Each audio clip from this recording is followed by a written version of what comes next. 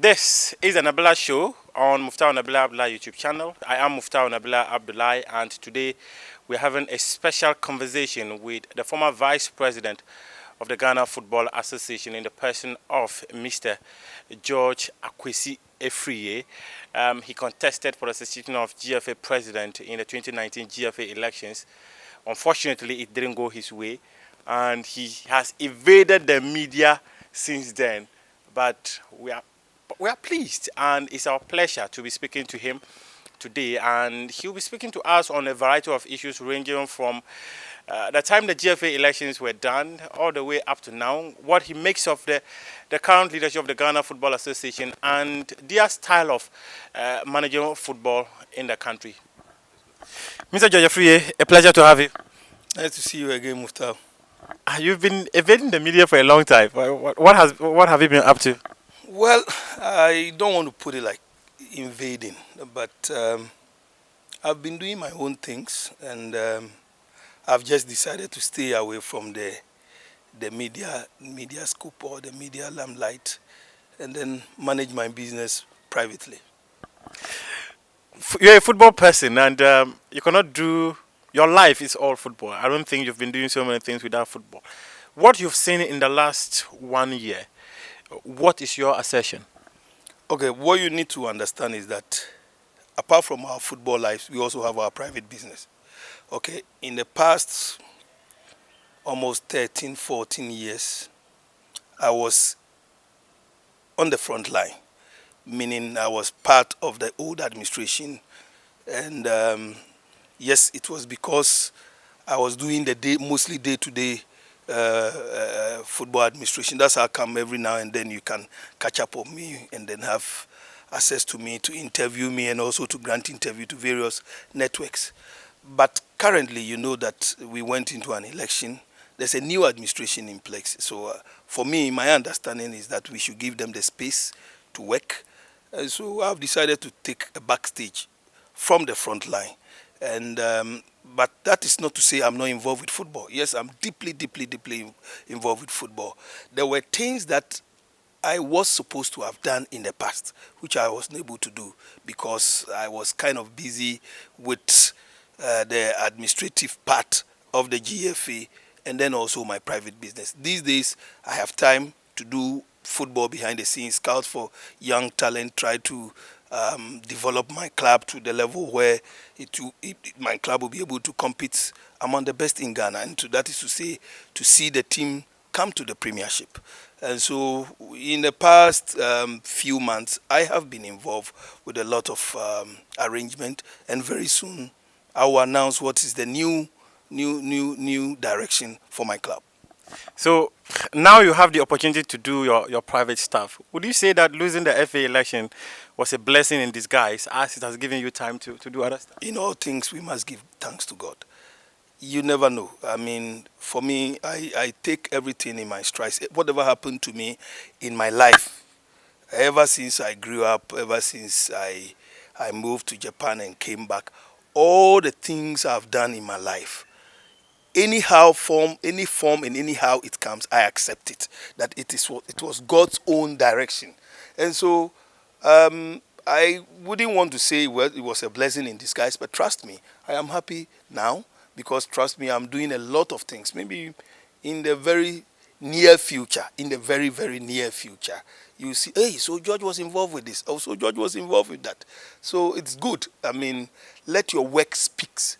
Let your work speak. So for me, I have decided to just stay away from the sporting limelight. But very soon, very soon, I'll invite you to see what I'm doing, and then some of the things that I'll be doing will be speaking for itself. I just want to have a clear understanding of the election process. Give us the build-up to the elections. How tiring was it? How frustrating was it? And the outcome of the elections. How did you take the outcome of the elections? Well, Mufta, I'm sure you were aware when I was crisscrossing the whole country trying to talk to the electorate and also to gain their support. I was very confident. I mean, but election, be it as it may, I mean, it has its own dynamics. And honestly, today, I wouldn't want to talk about 2019, 25th October 2019. It's past and gone. I've erased it from my memory. And remember what I did. Right after the election, I considered defeat. The next day, I asked every football person, anybody who is involved in football, to give his support to the elected president, Mr. Keto Kriku. Let us all support him, because from what I understand, from where I came from and what I understand, football, we don't do politics. There's no MPP, NDC in football. I believe that when a leader is elected, he is our president and we must all rally behind him. So that was my understanding. And it was the message I gave the next morning. If you remember the video I did where I said, I thank everybody for the support and all that, and I moved on. When I did that, it didn't end there. I moved out of this country. I traveled out of the country to chill small in Dubai and Mauritius, just to refresh and then come back. Once I came back, I was done. I mean, the 2019, 25th October is off my memory. So I don't even want to talk anything about it. I contested, I lost, I considered defeat, and I moved on. But Uncle George, the interesting thing that it was a very close contest. I remember the first round, that was extremely close. But the second round, what might have happened? Muftau, the truth, yes, it was close. 44, 40, 27. Okay. Now, football politics, like any other politics, when it goes to second round, it's like a chess game. It's about who is able to convince who, and who is able to bring other people to join them to win. So I would say maybe Ked did it nicely. He was able to convince more people than me. And so that's how he won. And for me, like I've already said right now, 25th of October is out of my memory. I don't even know what this man did, this one go. No, it's not necessary. But then again, I was at the FA when you came to present your nomination form. You had made it clear to the number of clubs that were throwing their weight behind you, but on the field that day, it never went your way. Did they disappoint you? No, I wouldn't want to say that. You are aware that a lot happened even a night before the election. A lot happened. And like I said, I have deleted and erased 25th of October 2019 from my memory. But History serves as a guidance. And I believe that maybe in a future election, that is if I will contest again, if in the near future, that will serve as a guidance. So for me, I wouldn't talk about it again. but then again, we are looking at history that is supposed to guide us and lessons we might have learned from the history that is past. So I would like to understand how disappointed you were and what lessons you learned from this FA election. You see, I don't know how God created me. I am a very strong mental person. My mentality, I am a very strong person. I take every defeat or I take any misfortune in my strides with a very strong conviction that I'll be able to do it better another time. So I'm not the kind of person that gets so disappointed, get brokenhearted, or get so defeated right after you have been defeated. No. I am I have a very strong mentality. And so I moved on. Once I jet off from this country, I stayed in Dubai for a couple of days, went to Mauritius to spend some time. Once I came back, everything. And you know, let me tell you something very interesting that happened. When I lost the election, I think the day was a Friday. On a Sunday, I was in Kumasi Sports Stadium. In fact, on a Sunday, I went to Kumasi Unity Church, Dr. Chase Church, to thank him for his support and also to worship, fellowship with them. And then I left to Kumasi Sports Stadium on that Sunday to support Kumasi Asante Kotoko. And I did that. So even friends like Yakubu Abu Salam and co, they were like, what is wrong with this guy? It looks like the guy we were thinking, but people were down. In fact, in the town of Edubiase, Yakubu told me that women were even crying to that level. But personally, I think that you never know. You see, let me tell you, in this life, Muftau, you never know what would have happened if I had won the election. And I received a very inspirational message from a very highly respected person in society. That message on 26th of October changed everything. Changed everything, and I got back to my feet as if nothing has happened a day before. I'm telling you. You are still watching the Nabila show on Nabila YouTube channel. We're having a conversation with the former Vice President of the Ghana Football Association, a 2019 GFA presidential candidate, and he's speaking to us on a lot of issues that happened in the build-up to the FA elections and all that. We'll be picking his thoughts more on so many things that are happening within the football space, because all his life he's been through and through football. So there's no any other person to give us an insight than the former president of the Ghana, vice president of the Ghana Football Association, who has seen it at the topmost level. One thing that he said in 2019 was that he has occupied a position that money cannot buy, and that is being the vice president of the Ghana Football Association. Mr. George Afriyie, there was that famous picture from Samuel Bachman, that Olise, that showed your facial expression. I don't know how to describe it as in disappointment or sad. Well, at that, with Olise's picture, I think maybe that was when the first results came. And it was 40, 44, 27. Yes, naturally, normally, anybody who had high hopes and high expectations will be a little bit disappointed. Not a little bit, but disappointed. I mean, aspiring for that high office of FA president, definitely you'll be disappointed. But like I said, I got off quickly, went out also trying to talk to a few of my campaign team and then other members to see. I even went out with Nanayao, because I realized he's been able to pull some numbers which need, I mean, if we could talk to them to convince them, why not? So whilst we were out there, we came in, and then the second round was also ongoing. In fact, we were out when the second round started. So personally, I felt that instant moment, yes, disappointed. But trust me, once I considered, I moved on immediately. What were the lessons you learned from the FA elections? Well, personally, if you ask me, I have had a long-lasting relationship with a lot of the football family, and I'm referring to club administrators, club owners, and all that. There were those who were very truthful to their words. There were those who were lying. I mean, you say they promise you, but they mean something else. So these are all lessons you learn going forward. You understand? You now know who you must trust and who you must not trust. It's normal in our daily life. In fact, even within your own household, it is possible that among your children, among your family members, there are those that they laugh with you with their teeth out, but trust me, that's not what they mean. I knew this could happen, but not the margin at which it happened. You understand what I mean? So for me, I mean, a lot of lessons learned. And I have, like I said, I have moved on. I don't even remember anything of 2019. It only served as history and a guidance. You told me you were going to get 82 votes when I spoke to you in the build-up. 72 votes in the build-up to the FA elections when I spoke to you. But that never happened. Well, it's normal. I'm sure you sitting here know a lot of things that happened a night before the election. But I leave that. What happened? No, you know. I leave that to you. I clearly do not have an idea. Even the second round, what happens? It was an open secret. Everybody saw it. So these are not things I'm ready to talk about it. What did you see? Nothing.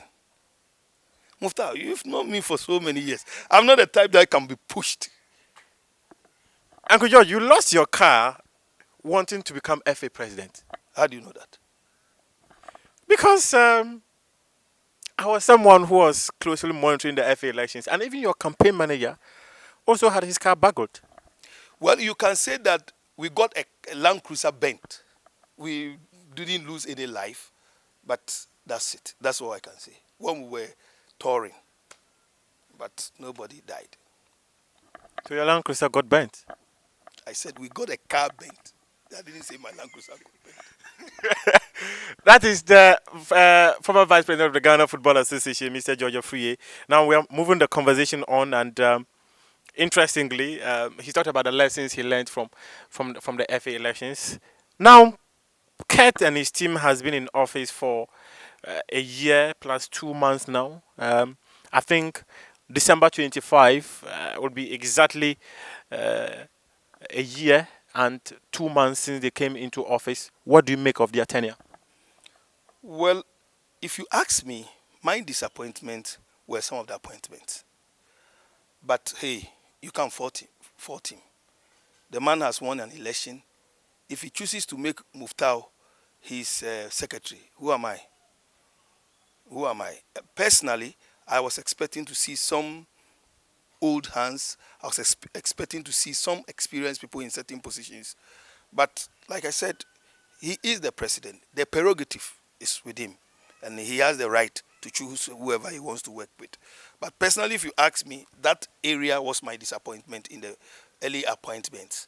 But, I mean, moving forward, he's been able to deal with it, and the job is going on. So I don't have much to say about it. What should he have done?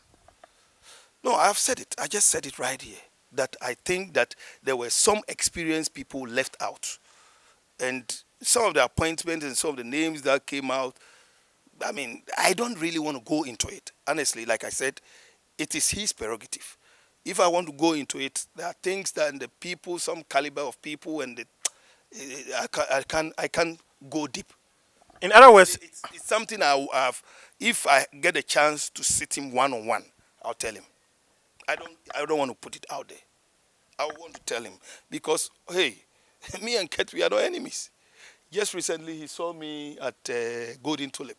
That's about 2 weeks ago, and he invited me. He said, "Oh, George, we sat on one table." He said, "When we come to Accra, he would like to meet me, and then we see how best I can help in the administration." I said, "Okay, why not?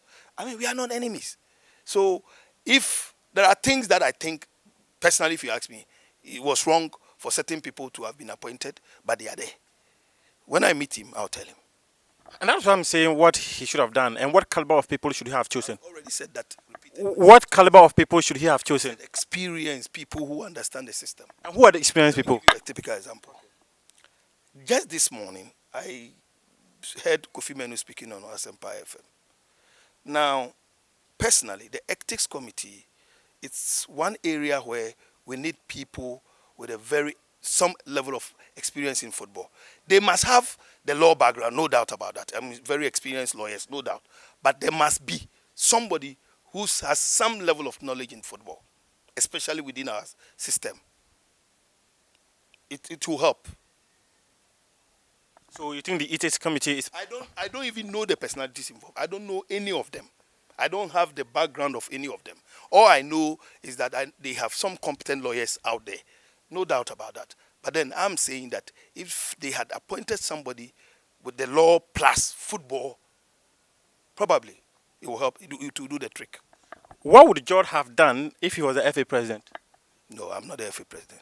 But if you were? We are not talking about me. But we are talking about what we should do for the development of football in the country. I'm not contesting an election as we sit here today. I contested an election, came out with a manifesto, all visions outlined. Muftau, don't take us back. Let's move forward. No, I'm not taking you back. But clearly the conversation is that you're talking about how the FA president should have brought in experienced people to lead some part of his appointments, or say in some departments of the Ghana Football Association. And if you are to offer him an advice, you put yourself in his situation and offer that advice. So that's what I'm saying. If George was the FA president, what would he have done differently from what Ked did? Let me give you a typical example. As you go around interviewing people doing your sports program, there are people you see every day whose daily life is about 70% football. Don't you meet them always? Yes. So those are the people I'm talking about. I don't want to be mentioning names to look like these were George's friends or these were... No, I don't want to do that. I'm saying that as you go around every day, there are people you see them every day involved with football, even though they may have other professions or their other careers. But you see them deeply involved with football daily. Those are the people I'm talking about. In other words, I'm suggesting that so many people within the football community were not added. So many new people who are not involved with football. in the setup. No, but the key thing was that people, the general public, were saying that, come on, we've had this administration for 13 years. We needed a change. And probably he brought in that change. Can you go and bring Garden X sellers to come and man the Tomato Sellers Association? Can you bring Garden X sellers or Butchers Association members to man tomato sellers? If you need a change, change within the football family. That is all. If you need a change, change within the football family. We are not saying don't. You see, we need the corporate in our system. No doubt about that. But there are a lot of them out there. A lot of them. Are you suggesting that the GFA president overlooked members of the football community? Well, I said I was expecting some experienced people in. I didn't say he overlooked. There are a lot of them still in his administration. There are a lot of them. But I'm saying there were still more of which he left out.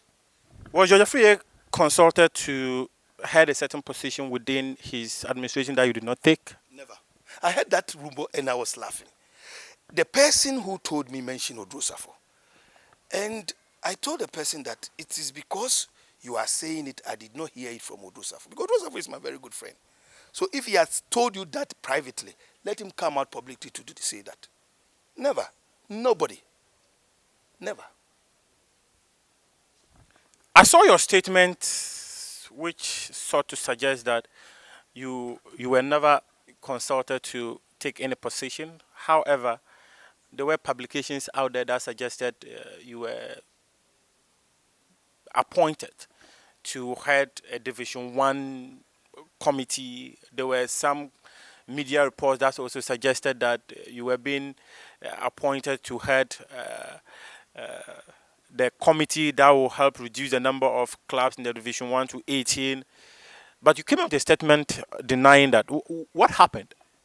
Well, I'm sure you remember that the executive, was it the executive committee or the GFA, how I want to put it, they came out with a suggestion that they will want to reduce the number of Division 1 clubs, and just to conform with one of the articles in our statutes, I don't know, I don't remember, something.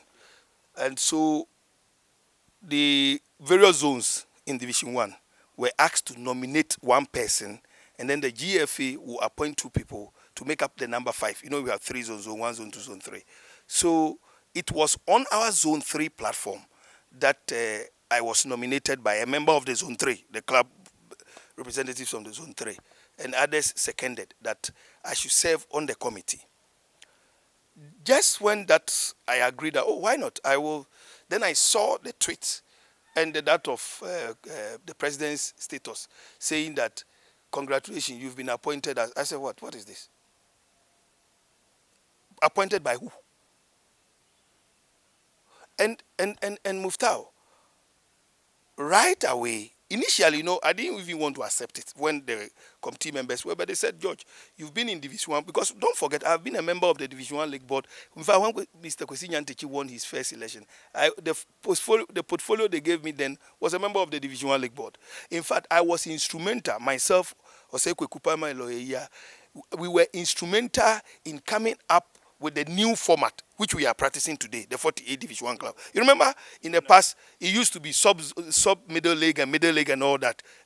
So we were part of the people who engineered the change in this current. So there were other members who were on this. And you remember, Palmer and Co, they are all in the same zone 3.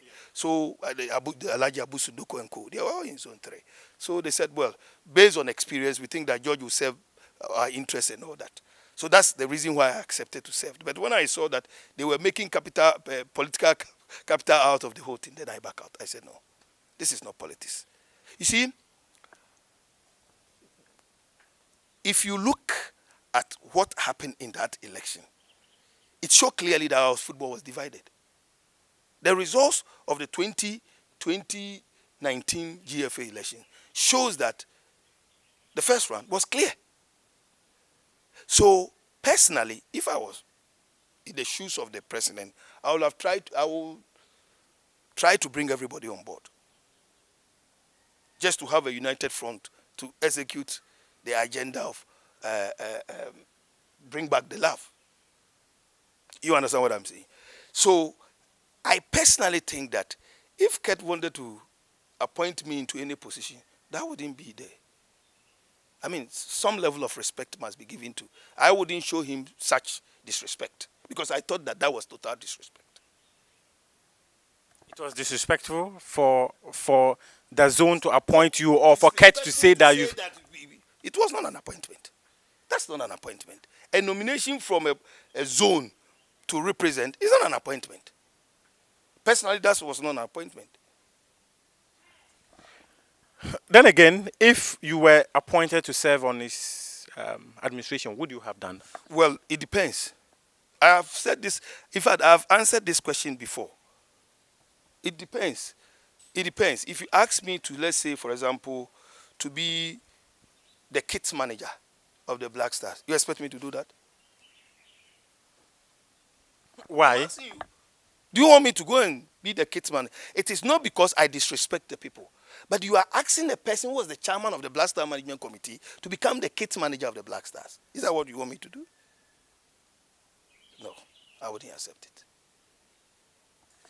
But then again, you mentioned something interesting about how the election process got the football community divided. How were you divided?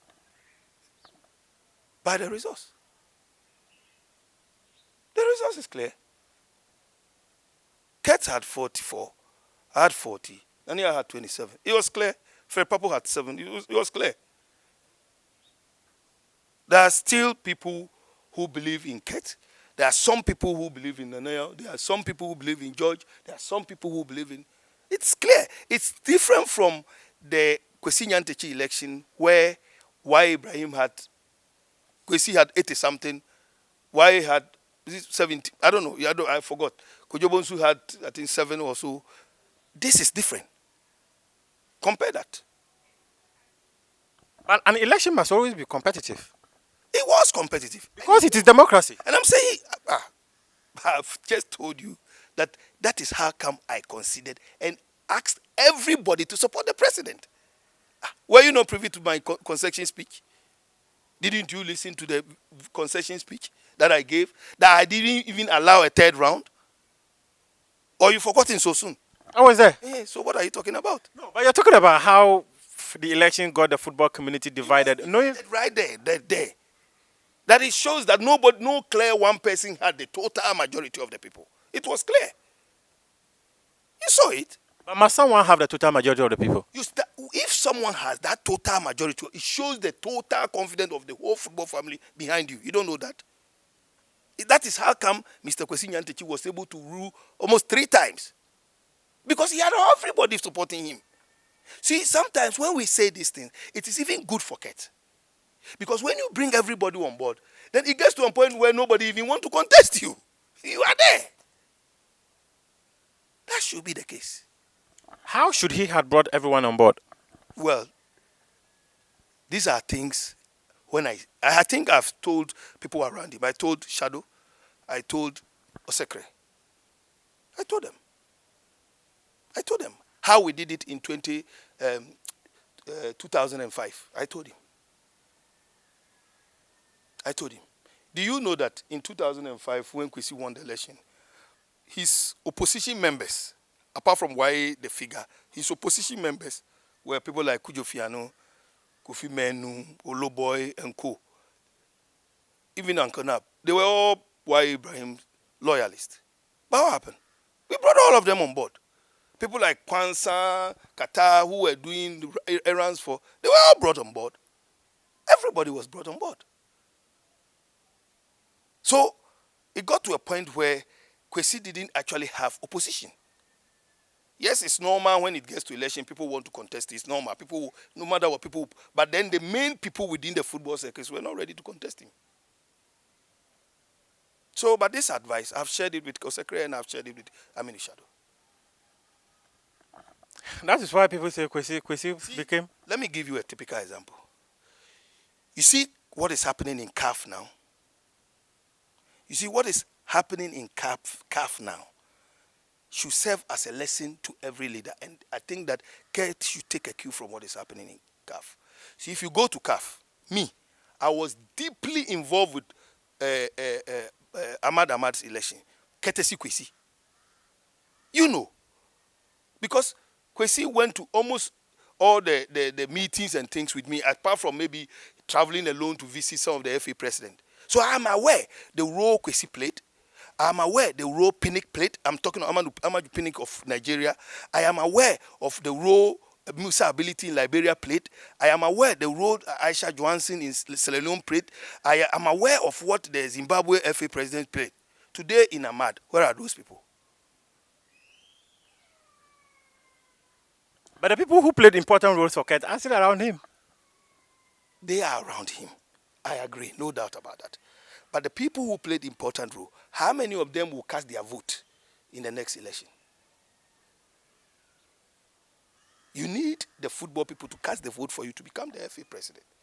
What I'm saying this to help my brother Kurt. You need to try and get everybody on board. I'll tell you something. In recent times, I hear Yakubu made a comment on the Asempa, your sister station. And he called me the next day that people are calling him to threaten him, sending him text message, threatening him. What is this? Where from this? Now, have we gotten to a point where nobody can speak his mind? The FA president, the current sitting FA president, publicly came out why a player has not been called, his own player has not been called into the national team. My friend Aminu Shado came out publicly condemning coach's status. So where have we gotten to at a point where nobody can question anything in football? That if you speak, you are invited to a ethics committee. So you cannot speak freely. Me, I am one of the people who is against denigrating the product. The product Ghana football. I am one person who is seriously against people bad-mouthing the product. I don't support that. I am totally against it. I always believe that there should be a mechanism for people to air their views. But hey, my brother, we are living in a democratic world. People once in a while will get angry and go and say things. Provided the person is speaking from, he has the information and he wants to use the information and put it out there, why not? Provided he's not lying. That is the most. Look, let me give you what Yakubu said. Let me tell you my own personal experience. Me, in the year 2017, is that the 2017 we played the Waffle? Yes. Okay. You recall that prior to the Waffle, we had lost the CHAN qualifying match to Burkina Faso. The technical team were summoned before the executive committee. I sat in that meeting. I remember very well asking, you can ask all the coaches from Kwesi Appiah, Dauda Lutrot, and Masue Kunedu. I personally asked, how come Lomote has not been called into the local Black Star? You ask them. Me, George. I didn't say my player. I said, Dreams FC's Lomote, why is he not part of the list? Because where? We were playing in the same zone, remember? Yes. Dreams and Planets were in the same zone. So I've seen the player play. And I think that at the level they were calling players, that player merit the call-up. And I've done that. Look, I was the chairman of the National Under-20. Palmer dominated the Under-20.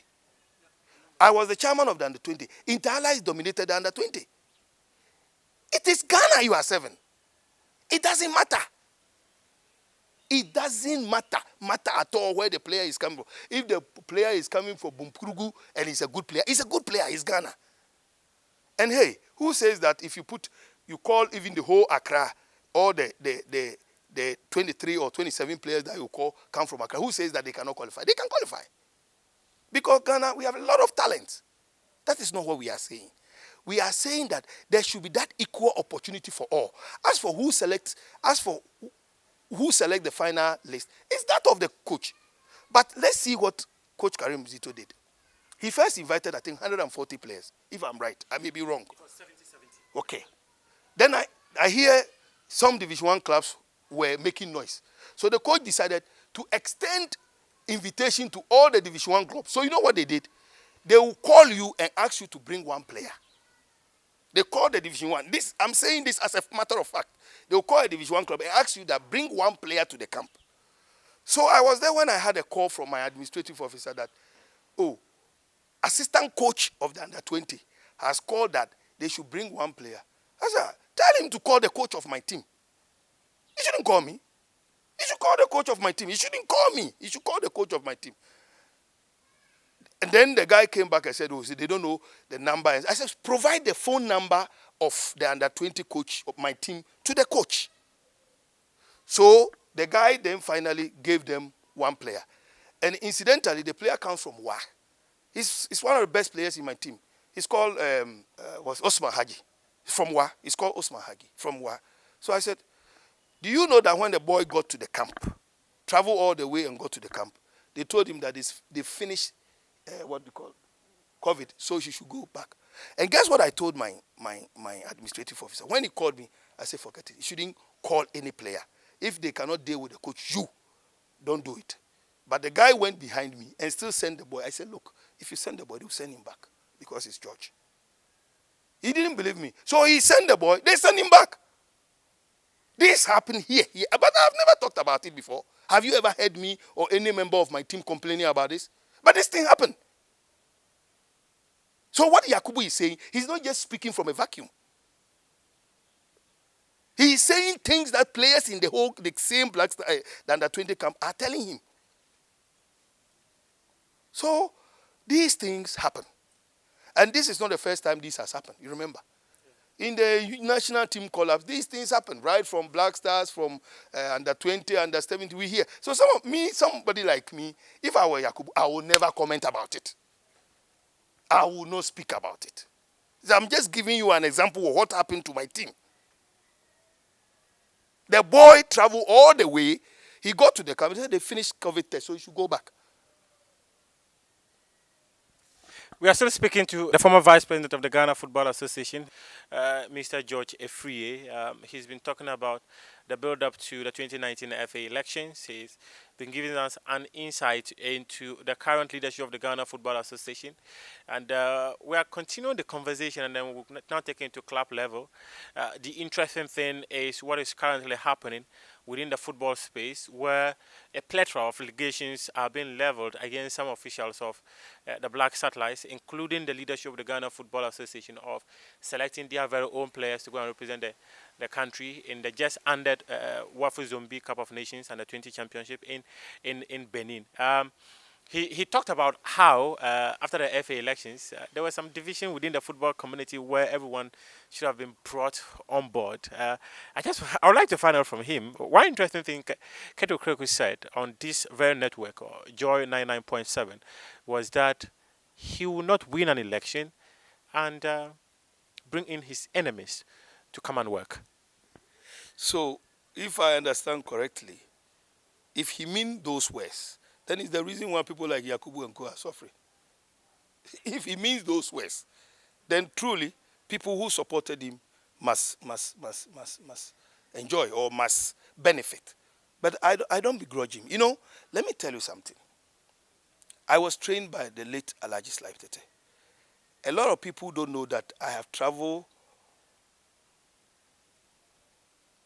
across this country and outside this country many times with the late Alhaji Slife Tete. I went with him to Kenya. I went with him to Japan. I went with him to Uganda. I went with him to Benin. I went with him to Togo on several occasions. And then in Ghana here, almost every lake center, I was with him to Tamale, to Brekum, to Pando. I traveled a lot. And there are things that I learned from that man. You see, let me tell you something, Mustao. If you have a good player, you don't need the national team. The national team need the good player. So me, George, if you call our player, you don't call our player, I don't care.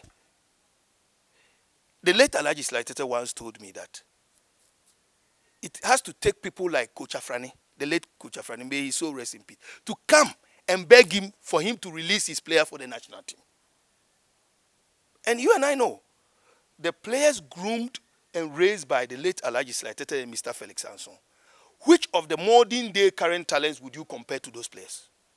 With all the noises we hear, people say, oh, we've sold player, we've done this, we've done this, we've done this. All the teams don't make noise. Name one single player that you can compare to those of the Asians, the Samoajans, the Kojo Samoans, Sulemunta. Compare. Name one. So, for me, my focus now, and which is what I'm doing now, is looking for the next big talent. Quietly, without even the national team lenses catching up. If you have a good player, me, George Afriyie, if I'm not able to get a good player and send him to any of the top teams in the world, then I'm a useless man. Because you know why? Because I have quite all this experience and the travel experience and the contact. I have them. You know how many club owners I can call sitting here? I'm not bragging. But if you don't have a good player, I cannot call the sporting director of Udinese and tell him that I have a talent when I don't have a talent. I cannot call Mufta and Nabila to ask him to hype my player when the player is not good. Me, I cannot do that. I don't joke with my reputation. This is something I will not trade for anything. I can be as poor as what? I prefer the name you mention and they say, oh, as for this man. Look, let me tell you, these days, I move to some, there was a day I went to a bank, an unknown bank, and then the teller came to me, oh, Mr. Afriyie, and I was like, but me, this is my first time coming here. So, Mr. Afriyie, why? I mean, you need to protect your image. And the name George Afriyie, I cherish it so much. I've told you that me, my grandfather, taught President Kufuor. My grandfather taught President Kufuor. Was George Afriyie disappointed that your player traveled all the way from Wa to the camp? He was asked to go back home. No, I was not disappointed because I told my administrator that he will be asked to go back. Even if they had kept him 2 weeks, 3 weeks, 1 month, they will sack him. I told him. Rate the FA in between 1 to 10, the work done so far. What percentage would you give to them? No comment. No. In other words, they've not done anything? No comment. Have they been working? No comment. What sort of ideas do you think they should bring into the game to bring back the love as they are preaching? But honestly, they are doing well in some aspect. Especially if you look at the league, it's getting exciting. And then also, officiating hasn't been bad, we must admit. Of course, there have been some few reports here and there, but that's not bad at all. The league is going on. And I also think that the way Ket announced the early appointment was not bad. I mean, he got straight into work immediately. Just that I've said that I was expecting some experienced people in. But he put structures in place and then quickly, because remember that we've been without football for over 2 years. So when it comes, things were going to be very difficult. And so for me, he started very well. Yes, I have said that. Sorry. I was expecting some experienced people. They were not part, but yet they are working. I was happy when CK Akono was appointed because then another Ghanaian coach takes over from Kwesi Appiah. That was a good thing. It's a plus. Of course, it means that we are trying to help one of our own. I had the chance to travel with CK Akono when Kotoko played Zesco United. The night after the game, I sat in the dining room with him. I had then done my own analysis of the Kotoko team that plays Zesco. So I sat with him. And trust me, everything that I believe and everything that I had put together about the Kotoko team, the coach was thinking the same. So when I came back, I granted an interview at Kotoka International Airport, and I said that CK must be given the chance to continue his job because he was doing a very good job. Now, unfortunately, he was appointed the Black Star coach, somebody who deputized for Kwesi Appiah. And so what I want to tell the FA, that they should leave the man to work. Send somebody out there to go and perform a duty, and you expect him to do well, or you expect him to bring you the results. If you don't give him the needed support, what we'll do for a white man, let's do it for one of our own. Are you not doing it for CK? I don't know. I'm just saying that because there are things that I know they are not doing. For example, I'll tell you why. Before this administration, Kwesi Nyantakyi's administration was booted out or whatever, we had ordered 2 Land Cruisers, one for the head coach and one for the FA president. Why is CK not driving his Land Cruiser? We had negotiated with Honorable Siama, the sports minister, to give us a duty post. Dr. Kofi Amwa continued, he got a duty post. Why is CK not occupying the place? Fortunately, recently, I saw that one of the physical trainers during our time has been appointed to the position of a physical trainer for the Black Stars. Fantastic. Thumbs up. Because that guy is good. Jimmy Lawrence. Very, very good guy. Hard-working guy. So I think that he's going to complement the work of CK. So I'm saying that let us give him all the needed support. Because these days, it is only the media that reads your radio stations that I hear. Sometimes I hear that he's not been paid and all that and all that. That I don't think is bad because even the white man, we were owing him anyway. You don't think it's bad? I'm saying that it's not that bad. I don't say it's bad. I said it's not, even the white man, we were owing him anyway. But I'm saying that, give him all the needed support. If you can pay him. Because you see, CK will spend the money here in Ghana. CK, he will spend the money here in Ghana. Let us give him all the needed support. We don't leave him to fail, then we come and say that, oh, it is not good. It's not. No, I'm not for it. But are you suggesting that even if we owe white coaches, it's equally good that we owe black? I don't know about multimedia. There are times when we owe our employees. We owe them. It's normal. It's a practice in Ghana here. Sometimes we do. It's normal. These are things we should accept. There are times when things are difficult for the ministry. There are times when things are difficult for them. They can come, but eventually they pay. So, but these are things you can always massage. For example, if we have to give the coach, let's say $25,000, and then the money is not ready, the FA can maybe advance on 5,000 and say, coach, just take this. We are hoping when your money comes. Then, he's a human being. He needs to work. He needs to feed his family. So I'm saying that the same support we were giving to the white man, let's give it to CK. I'm for, you see, the principle is very clear. If you do for Kwesi Appiah, why can't you do it for CK? Like I said, Kwesi Appiah, who was going to be given a brand new Land Cruiser. You think Kwesi Appiah will have sat down for you to give the Land Cruiser to somebody else? No. You won't agree. And talking of those Land Cruisers, the FA had come out with a document that said that plus the Land Cruiser, you people left a debt of about 12 million Ghana cedis in your administration, and that was going to make their job very difficult. Did you leave such a debt?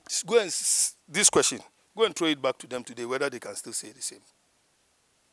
Go back and ask the same question. I don't think they can say that. I don't think so. You see, you must give credit when credit is due. This is an administration which has run about 13 years before normalization committee came in for about a period of 1 year or little over 1 year. Personally, I think we didn't do badly. Yeah, there were some downs. No, it's normal in every administration. But I think that the administration that I was part of, which the current president, was part of, didn't do badly. There were people in the current administration. I know Randy was once part of the executive committee. Mr. Kome was part of the executive committee. Mr. George Amakun was part of the executive committee. Lord Zico was part of the executive committee. Even Achi, who was not part of was somebody more involved with the FA than an executive committee member. So, personally, I think that everybody there now were part of the old administration. But did you leave such a debt? I said, go and ask the people who said that. They cannot repeat that today. Why? I don't know. But I didn't have time to go through that. You didn't have time to go through the debt and your, because you were key at the FA. You were the vice president of the FA. So if you left such a debt, there's the possibility that you should know about. Let me tell you, Muftau, the new administration. The other day I heard my brother Udu Safu priding himself of, we even gave clubs money. We are the first club we are the first administration that has given clubs money before they start. Ask him, where did they get the money? Is it not the old 1 million left by Glow? Is that not what they share? Where did they get that money? Wasn't the same Glow money people accused the the FA of or Christian Nyantechi of taking the money from Glo? No, you see, the issue, I raised the issue. The money in actual fact was $1.5 million. 500 was earlier paid. And the then former general secretary told me, he didn't tell anybody. And I was speaking to Owuahini and Nana Kwame. And I mentioned that part of that money has been paid. At that time, they owed me. Remember when we played Mexico and USA? Yes. I had advanced my money to the FA.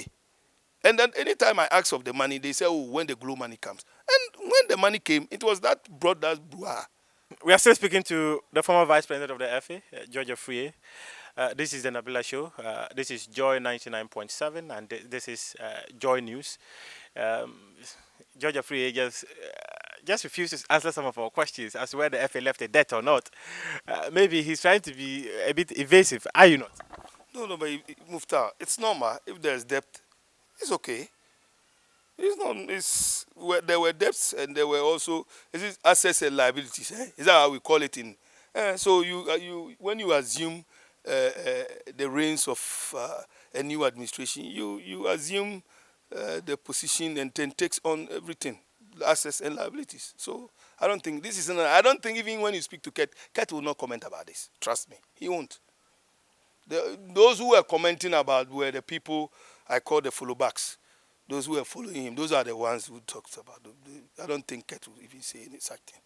One interesting thing is that this debt of the FA, coupled with many other things, i.e. the budget of the Football Association for the next financial year, including the remuneration and some areas of the statutes of the Football Association led to some drama ahead of the Congress of the Football Association. I wanted some changes to our statutes.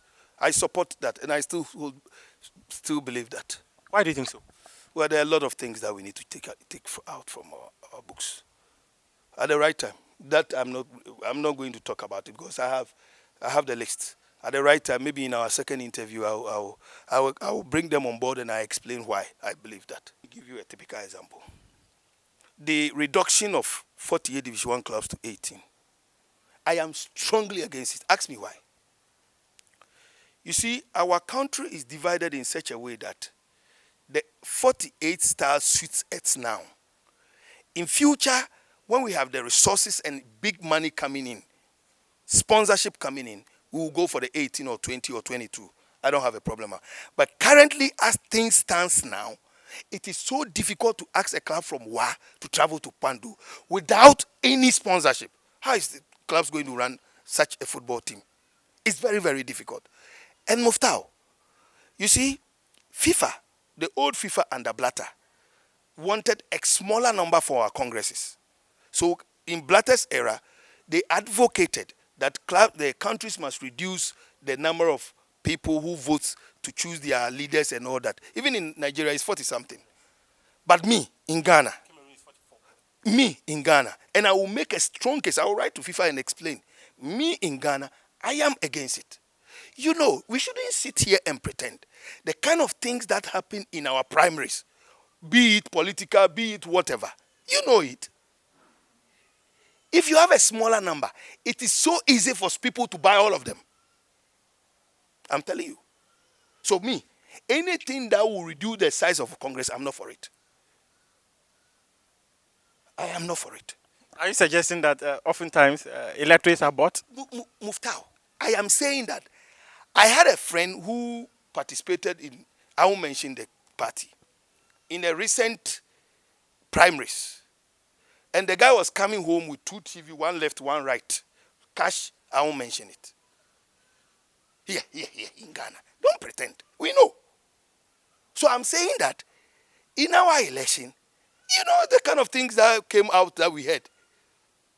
So I'm saying anything that reduces the number, me, George Afriyie, and I will write to FIFA and explain why the situation in our part of the world, that I don't go for a smaller number. Because once you go for a smaller number, you have just rendered the election to the highest bidder. I'm being honest and I'm saying it frankly. In other words, even the 2019 elections... Keep it your other words to yourself. I'm saying what I want to say. I speak for George Afriyie. You speak for Nabila in another ways. No another ways. No, but I want to have a clearer understanding of how you think that electorates can be bought if the number is small. Futao. Are you not a Ghanaian? You see, sometimes these my brothers from the media, you are not helping this country. You are not helping us. You see blue, then you say, he look like blue. Why? He look like blue. No. Say it's blue. We are moving on to the club football, and then we'll come to the national teams as well. Then we just wrap up. Your very own club, Ochiman Planners, what you are doing to build that team to find out next star you are looking out for. But I want to find out simply because we've gone back to the point of talking about elections and all that, and I want to have a clearer understanding. In the near future, would George Afriyie avail himself to contest for position of FA president? I don't know. Honestly, I don't know. Mufta, I'm involved with a lot of things. God willing, 2021, I'm going to be very, very, very busy with construction. I'm going to be deeply involved with construction. I'm going to be deeply involved with passion fruit. Have you heard of passion fruit? Do you know what passion fruit is? Mufta, go get 2 acres of land and start planting passion fruit. I'll take you through and you make a lot of money. Go into farming. At this point, your mind is off football? I'm saying football is the second. We all have our private businesses. Football is secondary. We have our private businesses. That brings the money for us to do football. I'm saying that get yourself involved with farming. Take advantage of the environment now. You are into farming now? Yes. So, yes. What products do you grow? Fruits. Fruits. What kind of fruits? Passion fruit. I've just told you. Fruit, I just told you. Passion fruit. Go into pawpaw, passion fruit, mango, those things. You earn a lot of money. I think the major headline is defeated GFA presidential candidate goes into farming. Go to my brother Seydou Adamu. He will give you a better book, better headline. My brother Seydou will give you a better headline. Go and see him. Uncle George, you see, the interesting thing is that if you have plans of contesting again for FA president, then it should start now. No, why is FA president life and death? Is FA president everything? I was not born FA president.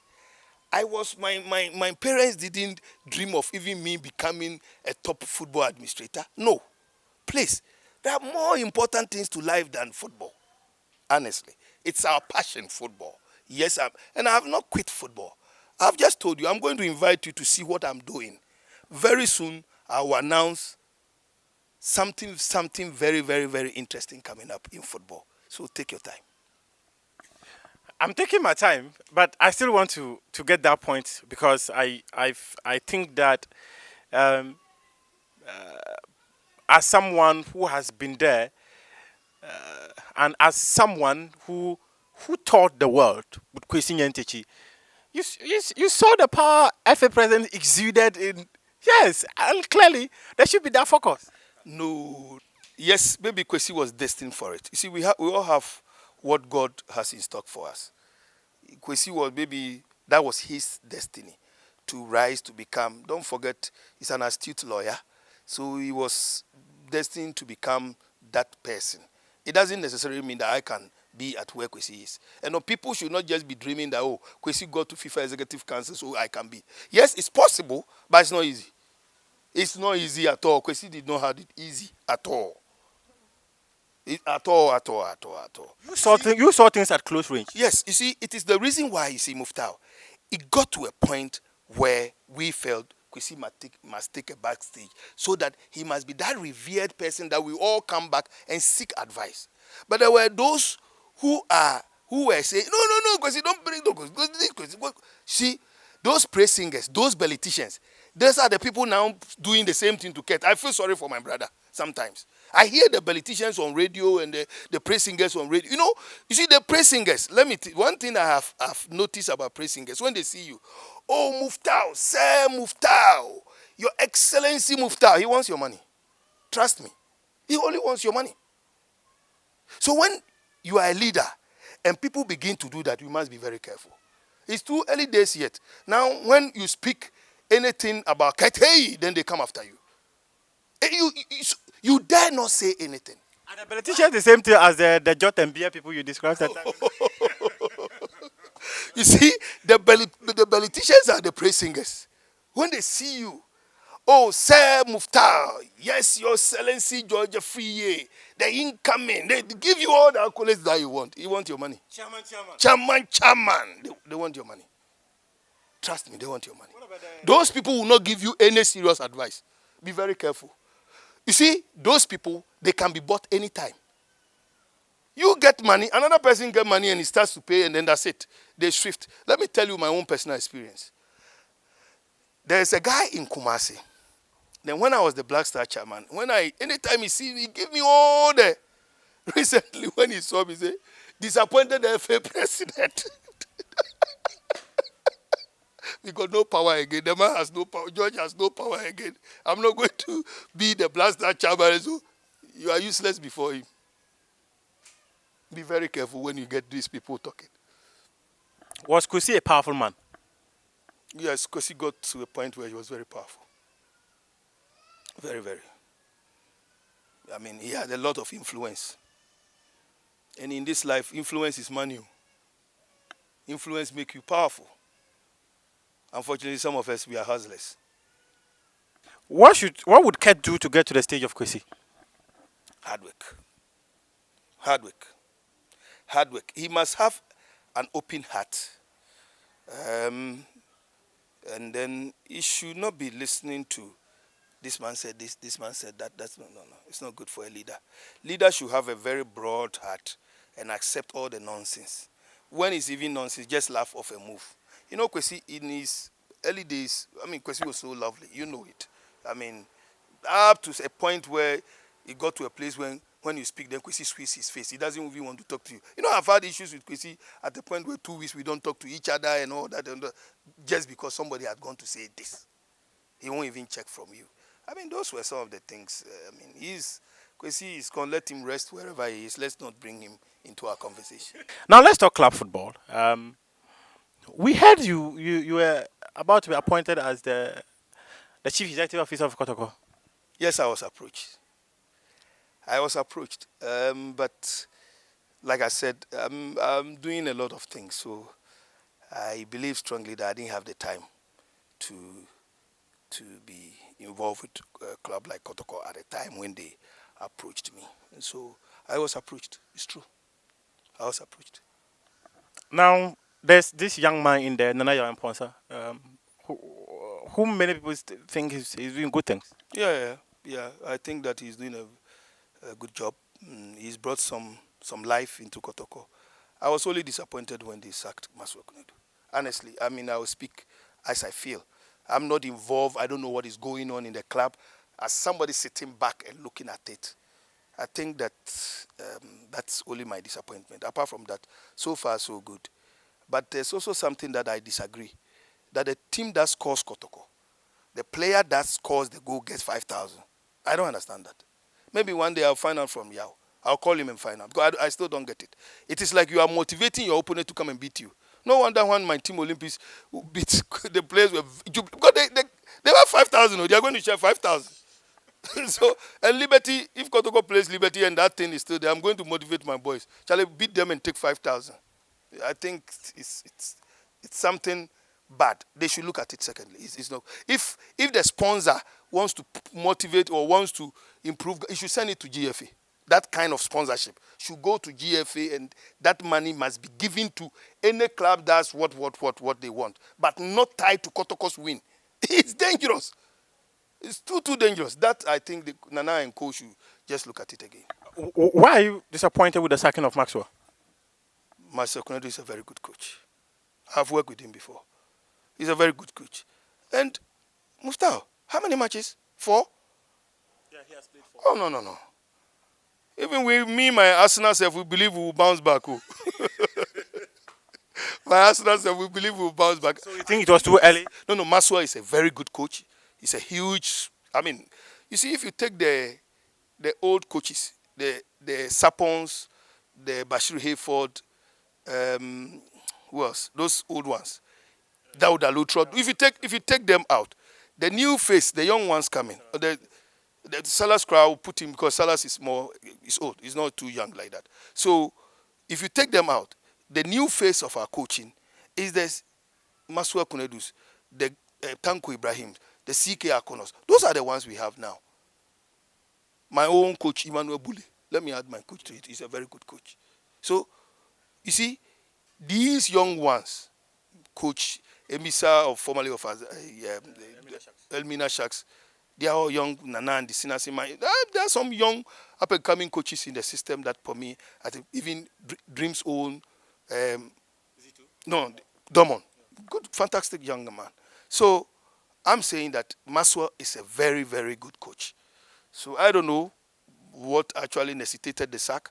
I'm not in Kotoko, so I will not be privy to the information. But personally, if you ask me, Maswa Kunadu is a good coach. If Kotoko can still recall him, they should recall him back.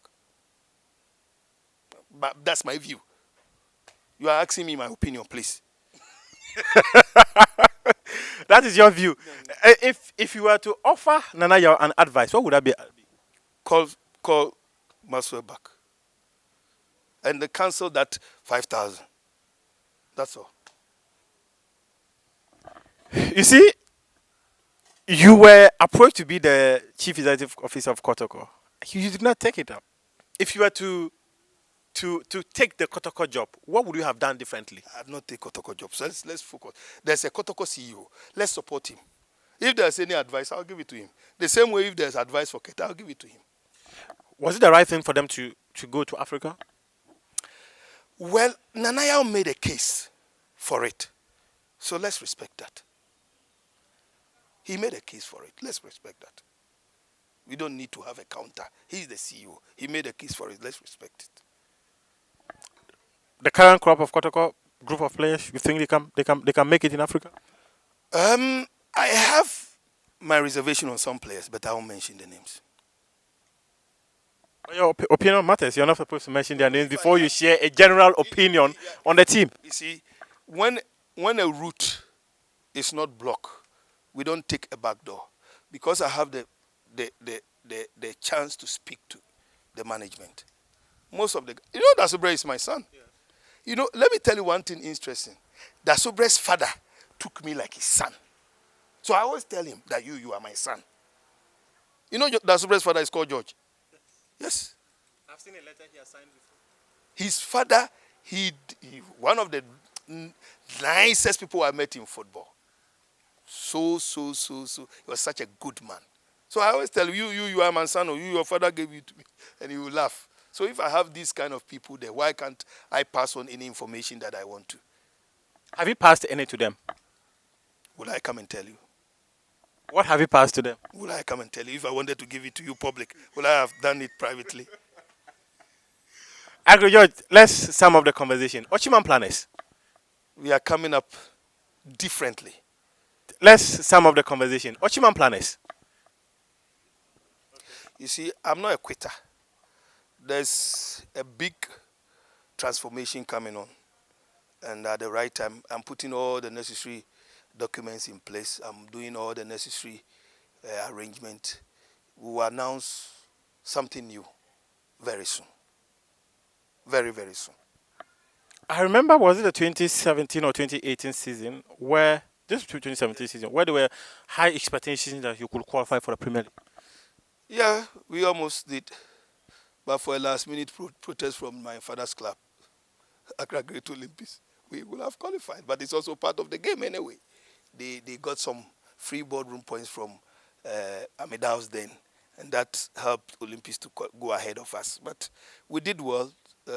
We've not relented since, but I think that this year we'll do better. In the next 3 years, what words should people be speaking about when it comes to George Afriyie? In the next 3 years, my focus is to identify more talent and put them in the football market. Enough talent. Tomorrow you see this one going here. The next day you see this one going here. I have time to do that, and I have a lot of scouts across the country. They make recommendations. I call my technical team to assess them, and then we take decisions on them.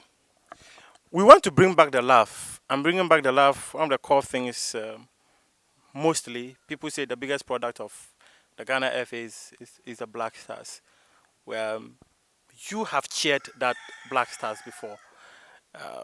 What should we do differently from what you and your team did? You see, I have said this several times, and I'll repeat it again. We need to manage the transition very, very well. The Black Stars should be 80% young players, 20% old players. I repeat myself.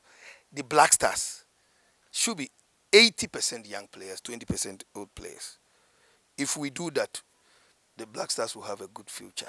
And we should take away favoritism.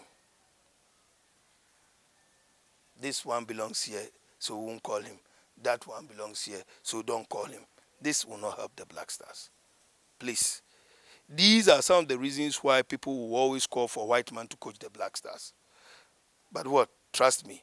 Since we have opted to have one of our own, please, let us leave him to work. Let's give him all the needed support for him to work. CK Akuno must have his peace to work. That's all I'm calling for. If he fails, we will all see that he has failed. One of the good things I can boast of, and Kwesi Nyantakyi can boast of, we don't interfere with national team call-up. We don't. National team call-up. Allow the coaches. We believe that the coaches are capable, they are competent. Let's allow them. Then how can you never win the tournament? What were the mistakes you did then you don't win? It eluded us for, 2 finals. It's eluded us. But hey, you never know. Maybe under Kets we are going to win it. You never know. So you cannot say never. What did you do that we never won it? And what should they do differently? I'm saying that we went very close. Luck. The last one, especially the one in Equatorial Guinea, it was pure luck. That we were leading 2 penalty kicks. We had to just bury the second and third, and then we didn't. But I'm saying that you can never say never. So let's hope maybe under Ketu Kriku will win it. So don't think he can. When we allow the coaches, fortunately, people have said that all the cups that we won it under black coaches, the Ghanaian coaches. So fortunately, we have a Ghanaian coach in charge. Let's give him the needed support, and I believe that CK will do wonders for us. It will be a travesty for me to talk about all these issues surrounding football without sending you to CAF, because you worked at CAF. You were one of the prominent politicians at CAF, if I'm permitted to describe you as such. Maybe Kwesi was. But you were... I was his second, what do you call it? Second in command. So definitely everything that was going on there, I was aware. I have pictures of you and Kwesi Yeah, there are times when he is sitting up there and we were doing the running arounds. So it's normal. Ahmad Ahmad has been banned for 5 years. It's a sad news. It's something unexpected. I was not expecting it. But you see, it all happened because people fell out with him. And the result is what we are seeing. Why did they fall out with him? I don't know. But, Pinnick is no more. He was removed as vice. Musa has been banned. Aisha, I believe, has also fallen out. She has fallen out with him. Most of the key people. And Kwesi was banned. So I think Kwesi's own is a bit different. I think he still have a good relationship with the CAF president. But most of the people, the key pillars, are off. If you don't have key pillars around you, you become vulnerable. It's easy to... Election 2021, so many names have been coming up. The people you anticipate are likely to replace Ahmad as CAF president? The names, I'm a very good friend to the Senegalese Senghor. Augustin Senghor is a very good friend. He's my very, very good friend. President Senghor is a very nice man. I also know that Patrice Mosepe, the owner of Sundown, is a friend's friend. He's a cashman too. African politics, you don't rule anything out there. So I see it as a straight fight between the two. It's between Senghor and Patrice Mosepe. What about the Mauritania FA president, Yaya Ahmed? I know there's rumors going on that he has the support of Infantino, but this time round, I don't think so. I see Patrice Motsepe or Senghor becoming the next CAF president. You had a 4-year term to be part of the CAF AFCON committee, but currently you are no longer there. No, they review that because the letter given to me was a 4-year mandate, but they review it after our elections and new people who got the positions were brought to replace it. But it's normal. I mean, that there's nothing wrong because there's new administration, so they believe that these members of the new administration must also be given the opportunity. It's politics, so it's normal. So, in other words, the new leadership of the FA. They've all taken over my position, that of Fele Sanson, Mr. Krenzo, all of them were removed and then replaced by the new administration. But it's okay. It's normal.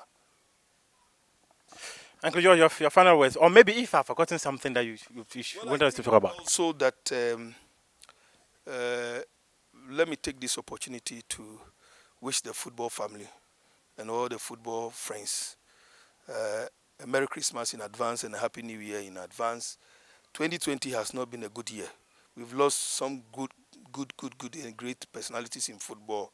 My own Yakubu Moro, Mr. Ivansa Menume, Kwesi Owusu, just to mention a few.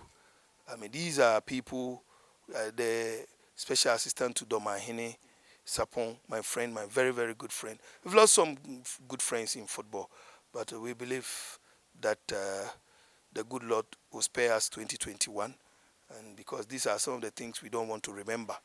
And so I wish everybody a successful new year, and I wish the president of the FA a successful new year. We hope that he should try and bring people on board, those that he thinks that they can assist him to achieve his mandate of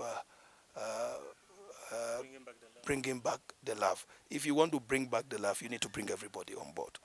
Thank you. Thank you very much. That is the former Vice President of the Ghana Football Association, George Afriyie, speaking to us on a variety of issues. One thing we did not talk about was the Ghana elections, but I think it is good because we had a very interesting conversation, both the serious and the mild ones. This is the Nabila YouTube channel. Thanks very much for your company.